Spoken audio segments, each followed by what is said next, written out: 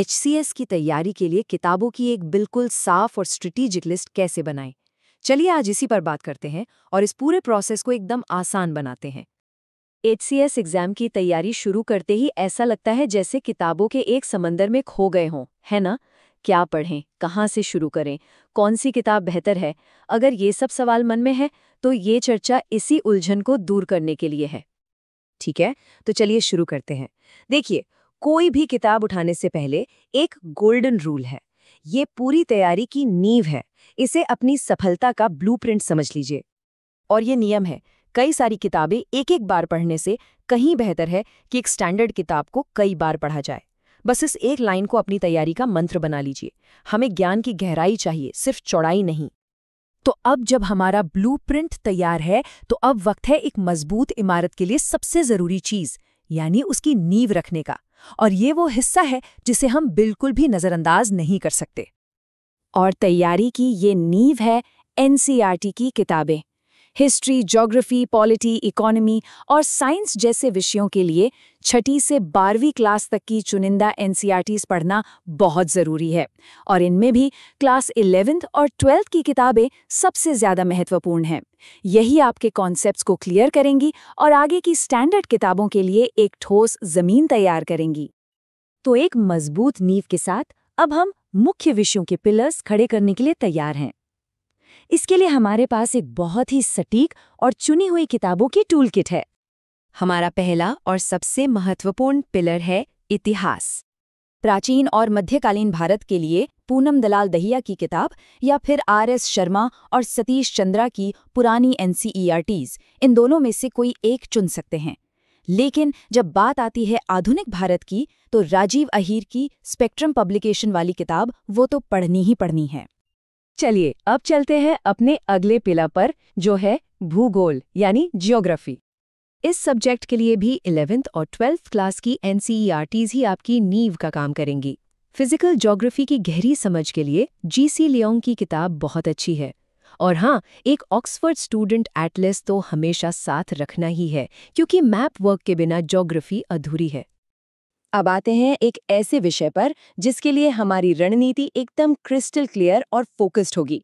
बात करते हैं भारतीय राजव्यवस्था की। इस विषय के लिए 10 अलग अलग सोर्सेज में भटकने की कोई जरूरत नहीं है। इसके लिए एक ही समाधान है जो सब कुछ कवर करता है, और वो है एम लक्ष्मीकांत की इंडियन पॉलिटी। बस ये एक किताब शुरू से आखिर तक बार बार, जितनी बार हो सके, पढ़नी है।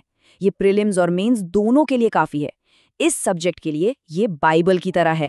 हमारा अगला जरूरी पिलर है भारतीय अर्थव्यवस्था।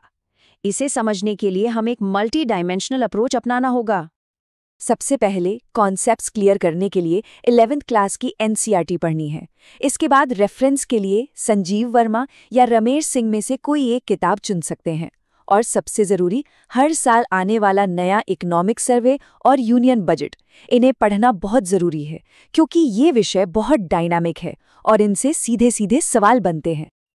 अच्छा, अब 2 और जरूरी विषयों पर एक नजर डालते हैं। पहला है एनवायरनमेंट। इसके लिए शंकर आईएएस की एनवायरनमेंट किताब सबसे स्टैंडर्ड मानी जाती है, जो प्रीलिम्स और मेंस दोनों का सिलेबस अच्छे से कवर करती है। दूसरा है जनरल साइंस। इसके लिए नींव बनाने का सबसे अच्छा तरीका है 6ठी से 10वीं क्लास तक की एनसीईआरटीज पढ़ना। ये बुनियादी सिद्धांतों को बहुत आसानी से समझाती हैं, और अगर कुछ एक्स्ट्रा फैक्ट्स की जरूरत लगे तो लूसेंस जनरल साइंस की मदद ली जा सकती है। तो अब तक हमने मुख्य विषयों को तो कवर कर लिया, लेकिन परीक्षा में असली बढ़त वो हिस्से दिलाते हैं जिन पर अक्सर कम ध्यान दिया जाता है। ये हैं असली गेम चेंजर्स। हरियाणा के सामान्य ज्ञान के लिए अरिहंत की नो योर स्टेट हरियाणा और हरियाणा का नया इकोनॉमिक सर्वे बहुत ज़रूरी हैं। और साथ ही करंट अफेयर्स के लिए रोज़ाना द हिंदू या इंडियन एक्सप्रेस जैसा एक अखबार और कोई भी एक स्टैंडर्ड मंथली मैगजीन पढ़ना आदत में शामिल कर लेना है। तो ठीक है, इन सभी किताबों और रिसोर्सेज को मिलाकर एक सफल रणनीति कैसे बनाई जाए? चलिए इस पूरी तैयारी की कला को समझते हैं। पूरी रणनीति इन 4 आसान स्टेप्स में सिमट जाती है।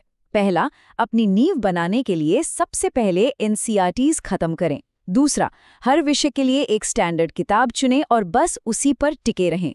तीसरा, रोजाना करंट अफेयर्स को अपनी पढ़ाई का हिस्सा बनाएं।